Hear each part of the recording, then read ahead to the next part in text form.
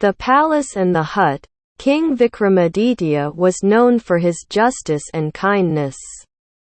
Even God sought his help in setting issues. In his kingdom, no one was unhappy. His people loved him and were proud of him. Once, the Vikramaditya decided to build a palace on the riverbank.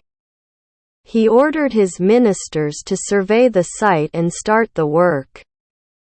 The laborers were put to work and in a few days the palace was ready. Before bringing the king to show the palace, the minister decided to take a final look. "Splendid!" the minister exclaimed, looking at the palace. Then suddenly his eyes fell on something and he shouted, "What is that? I did not see that before." All the laborers and the soldiers turned around. There was a hut just a few steps away from the palace gate. "What is this hut doing here?" shouted the minister and added, "And whom does it belong to?" "Sir, it belongs to an old woman. She has been living here for a long time," replied a soldier.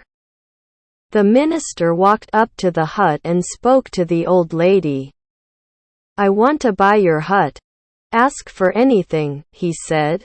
"I am sorry, sir. I cannot accept your offer. My hut is dearer to me than my life. I have lived in it with my late husband and I want to die in it," the old lady said. The minister tried to tell her that her hut would spoil the charm of the newly constructed palace.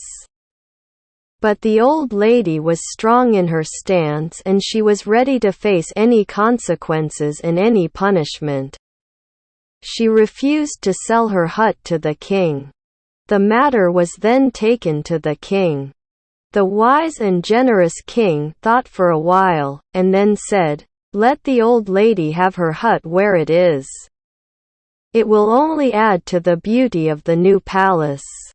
Then turning to the minister, the king said, "Let us not forget that what seems ugly to us may be precious to someone else." The people then realized why their king was so highly respected by all the people and by all other neighboring kingdoms.